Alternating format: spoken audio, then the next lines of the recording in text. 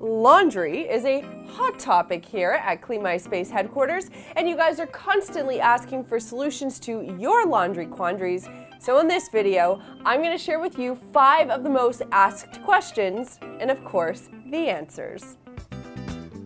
Pilling or bobbling is a common problem that occurs after a piece of clothing has been worn and washed several times, and let me tell you, it drives me bananas when I have a beautiful top and then it comes out of the wash only to reveal what I call the teenage acne of clothing, fabric pills. If you want to prevent this from happening, here are some methods that you can employ to avoid pilling on your clothing while doing your laundry. Start by laundering all of your garments inside out. This helps by preventing the outside of your garments from rubbing up against one another, which does cause pilling while it's being agitated in the washing machine and the dryer. Launder similar fabrics together and make sure that you don't launder your clothes with anything really rough or heavy duty like a towel.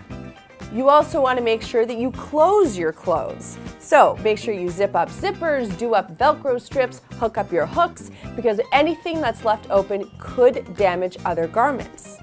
And finally, make sure to launder any delicate items by hand, or if you're going to put them in the machine, make sure that you do that by putting the items in a delicates bag.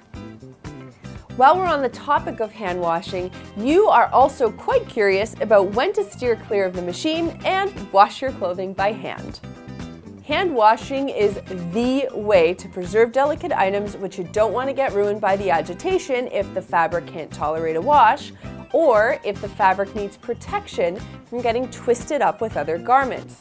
So anything that could snag, like a delicate blouse, lace, pantyhose, a bra, or anything that has mixed materials like a sweater, or gloves with leather accents is best to wash by hand. Fortunately, hand washing is pretty easy.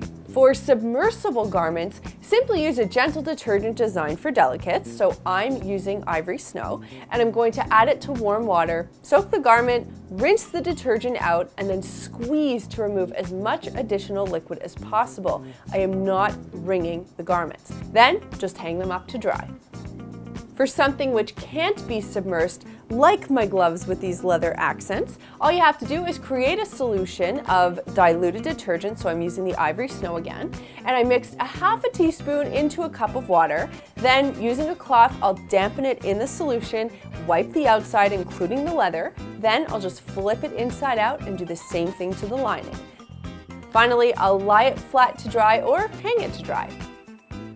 This is another popular question, and there's some good news I have to share. The less you wash your clothing, the better shape the garment will be in.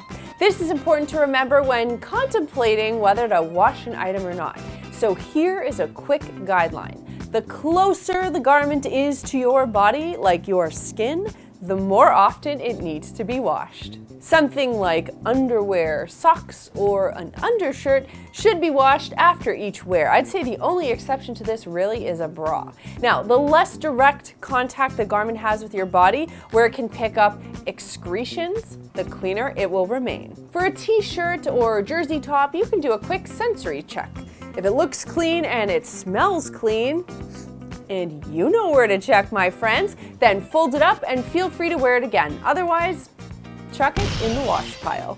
For sweaters, jackets, suits, denim, and the like, you can wash or dry clean these on an as-needed basis. Now, of course, if the garment is soiled, smells, or looks lackluster, wash it. But if it looks and smells fine after a wear, you're good. Hang it up for the next use. Air drying is a perfect solution to not only save electricity, but to keep heat and additional stress off your garments. Many fabrics just can't tolerate heat, while others will shrink if exposed to heat. I end up air drying about half to 3/4 of any given load of laundry. My socks, underwear, and loungewear get dried, and any of my tops, pants, washable dresses, bras, workout clothing, all that stuff gets line dried. So pick up a hanging rack, or if you live somewhere sunny, lucky you, use an outdoor line and just hang your garments to dry. This works particularly well for whites because the sun can actually brighten your whites. Many times you'll ask me about how to launder a beautiful beaded blouse, a gown, or how to clean an expensive designer purse. If the label states the garment is dry clean only, understand that you run the risk of ruining your garment if it's not dry cleaned. Sure, there are hacks and tricks floating around that you could try, but understand that you will likely cause irreparable damage to your clothing. I recently had to part ways with my favorite blazer because I thought that yes, me, could clean it at home.